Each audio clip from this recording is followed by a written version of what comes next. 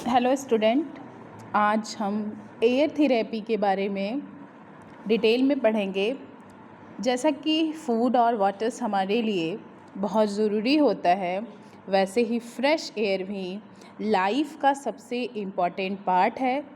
एक हेल्दी इंसान बिना खाना खाए कई दिनों तक रह सकता है और बिना पानी के कुछ दिनों तक सर्वाइव कर सकता है, लेकिन बिना ऑक्सीजन के वो कुछ मिनटों तक ही जीवित रह सकता है। इसीलिए फ्रेश एयर को हम लाइफ गिविंग एलिमेंट्स भी कहते हैं। अकॉर्डिंग टू नेचुरोपैथी, जब हम बात करते हैं हवा की, एयर की, तो एयर को हम पंच महाभूत अर्थ, वाटर, फायर, एयर और में जो है एक बहुत इम्पॉर्टेंट जगह देते हैं। हमारे बॉडी में जो कंटिन्यूअस ऑक्सीजन यूज़ करता है और कार्बन डाइऑक्साइड बाहर निकालता है, जब हम किसी पॉल्यूटेंट्स इन्वायरमेंट्स में रहते हैं और बॉडी को सफिशिएंट अमाउंट्स में ऑक्सीजन नहीं मिलता है, जिसकी वजह से फैटिगी, हेडेक, स्ट्रेस और कई डिजीज़ डेवलप हो सकती है। इसी प्रॉब्लम्स को प्रिवेंट करना और ट्रीट करने के लिए हम एयर थेरेपी का यूज़ करते हैं। एयर थेरेपी एक नेचुरल, सेफ और इकोनॉमिकल ट्रीटमेंट मेथड है, जिसमें हम फ्रेश और clean and polluted free air का यूज़ करके बॉडी और माइंड्स दोनों को हेल्दी बनाते हैं। तो what is the air therapy?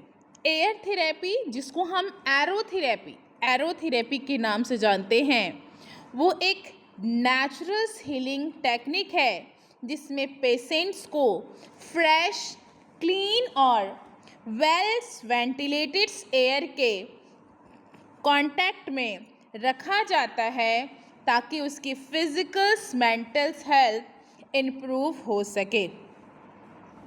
जब हम फ्रेश एयर की बात करते हैं तो लगभग 21% ऑक्सीजन होती है, जो कि हमारे सेलुलर रिस्पायरेशंस के लिए बहुत इसेंशियल है। हमारे बॉडी के हर सेल को एटीपी बनाने के लिए ऑक्सीजन की ज़रूरत होती है। अगर ऑक्सीजन सप्लाई अच्छी नहीं होती है तो बॉडी के ऑर्गन को इफ़िशिएंटली काम करेंगे। एयर थेरेपी में सिर्फ ऑक्सीजन ही इम्पॉर्टेंट नहीं है, बल्कि temperature, humidity, air flow and the sunlights are very important. ये सभी फैक्टर्स मिलके ब्लड सर्कुलेशंस को इम्प्रूव करते हैं, लंग्स की कैपेसिटी को बढ़ाते हैं, इम्यूनिटी को स्ट्रॉन्ग करते हैं और स्ट्रेस को कम करते हैं। इसी वजह से एयर थेरेपी का यूज़ हम फिजियोथेरेपी, नेचुरोथेरेपी और प्रिवेंटिव मेडिसिन्स में भी बहुत कॉमन है। अगर जब हम फ्रेश एयर की बात करते हैं तो फ्रेश एयर कैसे हमें फिजियोलॉजिकल इफ़ेक्ट देता है, तो फ्रेश एयर में जैसे ही हम इंटर करते हैं तो जो हमारा लंग्स की एल्वुलाई तक पहुंचती है, जो ऑक्सीजन है वो हमारे जब एल्वुलाई तक पहुंचती है तो वहाँ पे वो ब्लड से एब्जॉर्ब हो जाती है और कार्बन डाइऑक्साइड बाहर निकल जाता है। ऑक्सीजन आरबीसी के हीमोग्लोबिन के साथ बाइंड होके बॉडी के हर एक टिश्यू तक पहुंचती है। जब टिश्यू को सफिशिएंट ऑक्सीजन मिलता है तो मेटाबॉलिज्म्स इम्प्रूव होता है, एनर्जी प्रोडक्शंस बढ़ता है, फ्रेश एयर को भी सपोर्ट करती है, क्योंकि ऑक्सीजनेटेड ब्लड सर्कुलेशन इम्प्रूव होता है, ब्रेन को एडिक्वेट ऑक्सीजन्स मिलने से कंसंट्रेशंस, मेमोरी और मूड्स बेटर होते हैं। इसी वजह से फ्रेश एयर लेने के बाद इंसान को एनर्जेटिक और रिलैक्स फील करते हैं। अब हम लोग इसके कुछ मेथड्स के बारे में पढ़ेंगे। एयर थेरेपी के कुछ मेथड्स होते हैं। एयर थेरेपी या फिर एयर बाथ की जब हम बात करते हैं, सबसे पहला मेथड्स क्या है? एयर बाथ है। तो एयर बाथ का मतलब क्या हुआ? बॉडी को कुछ समय के लिए हम क्या करते हैं, फ्रेश एयर के डायरेक्ट कांटेक्ट में ले जाते हैं। और इस थेरेपी को जब हम किसी पेशेंट्स को एयर थेरेपी देते हैं तो पेशेंट्स को मिनिमम क्लॉथ्स पहनाते हैं और हम उसको प्राइवेट क्लीन इन्वायरमेंट्स में फ्रेश एयर का एक्सपोजर्स देते हैं। Best time it is a morning, because of that कि सुबह के समय जो हवा होती है वो फ्रेश होती है, या फिर at the evening is the best suitable time for the air bath. Air bath जो होती है ना, वो क्या करती है, हमारे जो बॉडी के पोर्स होते हैं उनको स्टिमुलेट करती है, स्वेट ग्लैंड्स को एक्टिवेट करती है और ब्लड सर्कुलेशंस को इम्प्रूव करती है। इससे स्किन हेल्दी रहती है, इम्यूनिटी इम्प्रूव होती है और बॉडी की जो इन्वायरमेंटल चेंजेस है वो अकॉर्डिंग टू एडॉप्ट करना सीख लेती है। एयर बाथ का जो नॉर्मली ड्यूरेशन होता है वो 20 से 30 मिनट तक हो सकता है। फिर आती है हमारी डीप ब्रीदिंग एक्सरसाइज। देखिए, डीप ब्रीदिंग एयर का सबसे इम्पॉर्टेंट पार्ट है। सबसे पहले पेशेंट्स नोज से स्लोली डीप ब्रीथ लेके इसे डायाफ्राम के नीचे मूव करता है और जो लंग्स है वो कम्प्लीटली क्या होती है, एक्सपेंड हो जाती है और कुछ समय तक ब्रीथ को हम क्या करते हैं, रोकते। तो हम लोग क्या बात कर रहे थे, डीप ब्रीदिंग एक्सरसाइज की बात कर रहे थे। तो देखो, डीप ब्रीदिंग एयर थेरेपी का सबसे इम्पॉर्टेंट पार्ट्स है। सबसे पहले पेशेंट्स क्या करता है, अपने नोज़ से स्लोली डीप ब्रीदिंग लेता है, जिससे वो डायाफ्राम्स के नीचे मूव करता है और लंग्स की जो है वो क्या होता है, कम्प्लीटली एक्सपेंड हो जाती है और कुछ समय तक क्या करता है, पेशेंट्स ब्रीथ को होल्ड करने के बाद उसको धीरे धीरे स्लोली क्या करता है, माउथ से एक्सेल किया जाता है। इस प्रोसेस से लंग्स की जो एल्वुलाई है वो पूरी तरह से फिल हो जाती है, ऑक्सीजन एक्सचेंज इम्प्रूव होता है और कार्बन डाइऑक्साइड इफ़िशियंटली बाहर निकलती है। क्या फ़ायदे हैं? डीप ब्रीदिंग के भी फ़ायदे होते हैं। क्या फ़ायदे हैं डीप ब्रीदिंग की? लंग्स कैपेसिटी इंक्रीज़ होती है, रिस्पिरेटरी मसल्स स्ट्रॉन्ग होते हैं। If that any patients have to anxiety in stress problem, तो deep breathings help to in the anxiety, compress to anxiety and the stress. किसी को कोई any patients have to in asthmatic, उनको भी relief मिलता है। सर्जरी के बाद जो हमारा रिटेंशन का रिस्क होता है या फिर निमोनिया या फिर सिक्रीशन का रिस्क होता है, वो भी क्या हो जाता है, कम हो जाता है। अच्छा, अभी तक हमने सुना है कि हमें ओपन एयर लिविंग करनी चाहिए, हमें बाहर निकलना चाहिए, हमें वहाँ पे भी कुछ देर खुली हवा में बैठना चाहिए। इसके फ़ायदे क्या है, ऐसा क्यों करना चाहिए? देखिए, ओपन एयर लिविंग का मतलब है डेली लाइफ की एक्टिविटी को नेचुरल इन्वायरमेंट्स में परफॉर्म करना। जैसे हम मॉर्निंग्स में वॉक कर रहे हैं, योगा कर रहे हैं, गार्डनिंग कर रहे हैं, साइकिलिंग कर रहे हैं, एक्सरसाइज कर रहे हैं, या फिर कुछ देर जाके जब हम पार्क में बैठ रहे हैं, तो ये इसके क्या फ़ायदे होते हैं? जब भी हम कोई outdoor, this is the outdoor activity जो हम बाहर जाके काम करते हैं, like that in a walking yoga, gardening and something that, मतलब that is known as the outdoors activity.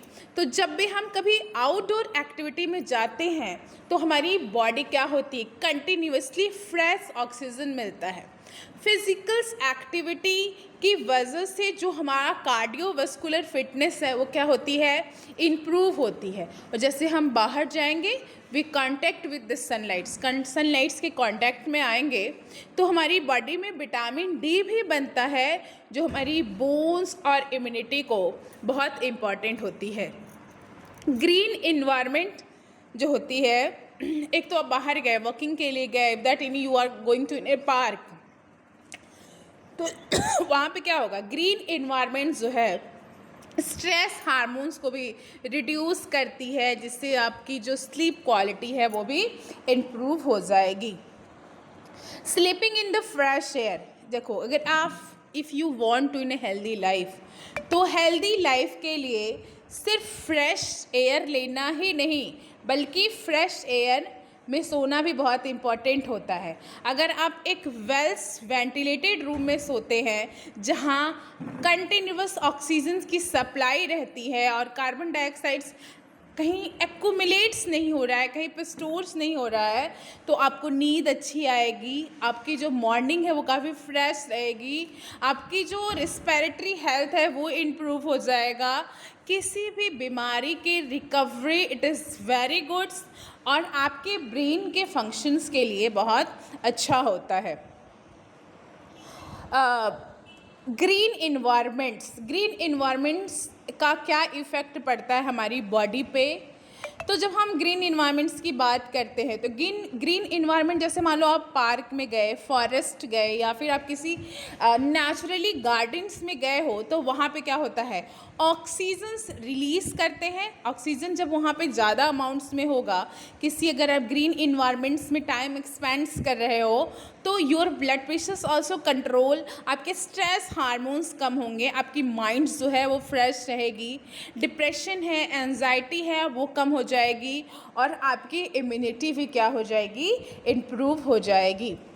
अक्सर हम लोगों ने देखा है कि जो लोग सी एरिया या फिर समुद्र के पास वाले एरियाज़ में जो पर्सन रहते हैं, वो शाम को या फिर मॉर्निंग के time to walk in the sea area, वो क्या करते हैं, सी एरियाज़ में वॉक करते हैं। उसके क्या फ़ायदा होता है, वो ऐसा क्यों करते हैं, वो पार्क में तो जाके वॉक कर सकते थे, लेकिन जो इसको बोलते हैं सी एयर बाथ, ठीक है, सी सौर की जो हवा है वो क्या होती है, उसमें ह्यूमिडिटी और कुछ नेचुरल्स मिनरल्स रीच होते हैं, उसमें बहुत सारे मिनरल्स प्रेजेंट होते हैं जो कि सी एयर रिस्पिरेटरी ट्रैक्ट को क्या करते हैं, मॉइस्ट रखते हैं, और जो म्यूकस है उसको क्या करेंगे, लूज़ करेंगे। मान लो किसी को एलर्जी है, कोई अस्थमैटिक है, या फिर किसी को क्रोनिक रिस्पिरेटरी डिजीज़ वाले पेशेंट्स को अगर आप सी एरिया में ले जाते हो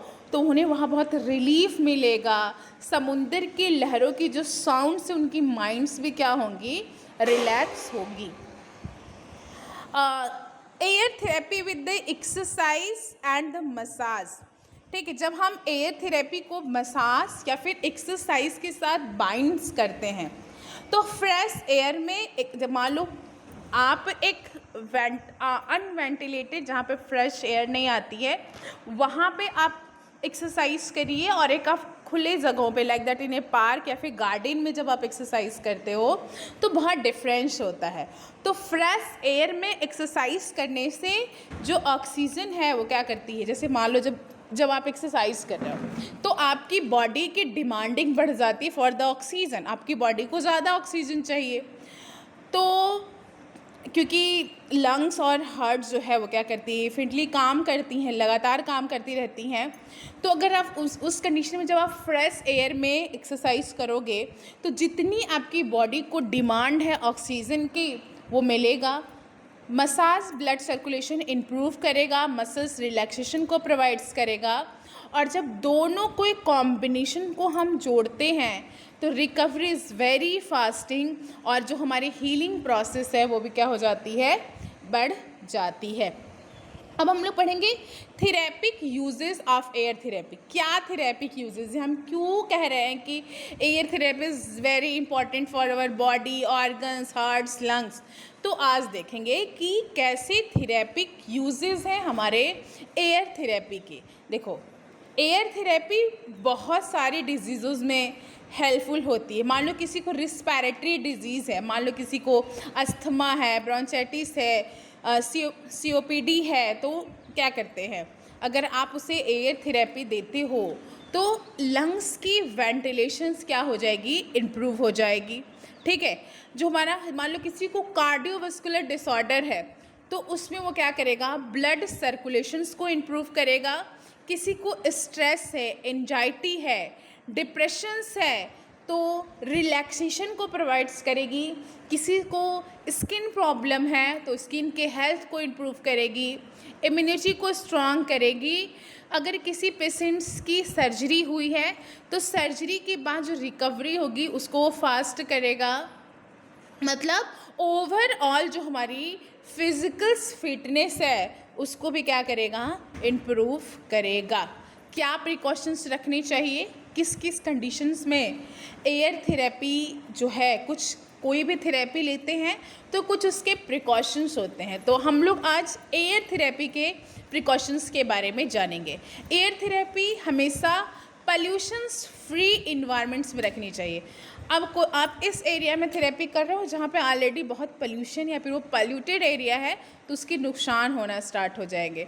बहुत कोल्ड ना हो, ठंडी में 5 बजे उठ गए, मॉर्निंग में इन्हें 4 o'clock यू गेट अप और जाके आप एक्सरसाइज करना स्टार्ट कर दिए तो नहीं, it is not good. Heat का ध्यान रखना है, 12 बजे सो के उठ रहे हो तो 12 बजे आप एक्सरसाइज करने जा रहे हो, नहीं, इट इज़ नॉट गुड। बहुत तेज़ हवा चल रही है, आप उस कंडीशंस में अगर आप थेरेपी कर रहे हो, इट इज़ नॉट, ये भी सही नहीं है।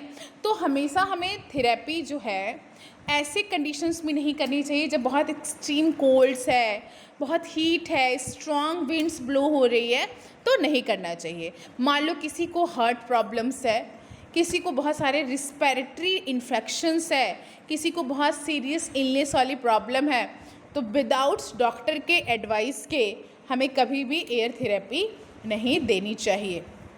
हाँ, एक चीज़ का विशेष ध्यान रखो, कोई भी थेरेपी अगर आप ले रहे हो तो you should be in hydration. आप हाइड्रेटेड रहो। हाइड्रेटेड का मतलब थेरेपी के दौरान आप अपनी हाइड्रेशंस को मेंटेन करिए। अगर आपको मान लीजिए चेस्ट पेन हो रहा है, डिज़नेस है या फिर आपको सांस लेने में दिक्कत हो रही है तो आपको वहीं पे थेरेपी को स्टॉप कर देना चाहिए, थेरेपी को आगे नहीं बढ़ाना चाहिए। अब मैंने कहा कि बहुत अच्छा है, बट क्या सिर्फ मेरे कहने से कि air therapy is very good नहीं है, कुछ साइंटिफिक प्रूफन भी चाहिए। किसी भी थेरेपी के लिए कुछ scientific proof is very important. तो देखो, साइंटिफिक पॉइंट ऑफ व्यू से अगर हम बात करें तो फ्रेश एयर में 20.95% जो होती है वो ऑक्सीजन होती है, जो कि ATP के प्रोडक्शंस के लिए काफ़ी ज़रूरी होती है। जब हम डीप ब्रीथ करते हैं, for example that you take in 5 minutes for the deep breath करते हैं तो उस कंडीशंस में जो आपकी लंग्स की एल्वुलाई होती है, इट इज़ एक्सपेंड्स एंड उसमें गैसियस एक्सचेंज क्या होते हैं, इम्प्रूव हो जाते हैं। फ्रेश एयर हमारे पैरासिम्पैथिक नर्वस सिस्टम को एक्टिवेट करती है, जैसे किसी को जो स्ट्रेस वाले हार्मोन्स हैं उसे कम करती है और इसकी वजह से हमारी बॉडी जो है क्या हो जाती है, रिलैक्स हो जाती है। वी वेल टू नो कि विटामिन डी की सिंथेसाइज हम हमेशा with the help of the sunlights कर सकते हैं। तो अगर सनलाइट के हम कांटेक्ट में नहीं जाएंगे तो क्या होगा, हमारा जो प्रोटीन विटामिन डी की सिंथेसाइज है वो स्टॉप हो जाएगी, जिससे हमारा बोन्स, हमारे मसल्स, हमारी इम्यूनिटी भी क्या हो जाएगी, वीक होना स्टार्ट हो जाएगा। अब हम लोग क्या पढ़ेंगे, हम लोग कुछ कॉम्बिनेशंस के बारे में पढ़ेंगे। देखो, जब भी हम एटमॉस्फेरिक एयर की बात करते हैं तो एटमॉस्फेरिक एयर्स में क्या क्या प्रेजेंट है, जैसे कितना क्या, अब मैंने कहा कि ऑक्सीजन इज़ 20.95% प्रेजेंट है, तो और 80% क्या प्रेजेंट है, या फिर 79% हमारे इन्वायरमेंट्स में या फिर हमारे एयर में क्या प्रेजेंट है। तो नाइट्रोजन इज़ वेरी एडिक्वेट, सबसे ज़्यादा 78% नाइट्रोजन, 20.9 मतलब नियर अबाउट इन्हें 21% oxygen, 0.93% organ, carbon dioxide in is 0.03 to 0.04% and water vapor is 0.02 जो होती है वो प्रेजेंट होती है। इसके अलावा इसमें neon, heliums, ozone, hydrogen, trace amounts भी जो होती हैं वो प्रेजेंट होती हैं। अब हम लोग जैसे जितनी भी चीज़ें आज हम लोगों ने जाना है तो उसमें क्या है, air therapy is a simple, natural, economical, effective, सब कुछ है। तो एयर थेरेपी एक सिंपल, नेचुरल, सेफ और कॉस्ट इफ़ेक्टिव थेरेपी है जो बॉडी को फ्रेश ऑक्सीजन प्रोवाइड्स करके respirations, blood circulations, immunity, mental health improving. अगर इस थेरेपी को हम डेली अपने exercise, balancing diets, proper sleep, healthy lifestyle के साथ फॉलो करें तो आने वाले बहुत सारे बीमारियों को हम प्रिवेंट्स कर सकते हैं और लॉन्ग टर्म हेल्थ के लिए काफ़ी इफ़ेक्टिव होता है। तो आज जो हमने अपने क्लासेस में पढ़े हैं, आई होप टू सबको समझ में आई हो, और thank you so much for coming in the class. और आज की वीडियो को मैं यहीं पे एंड करती हूँ।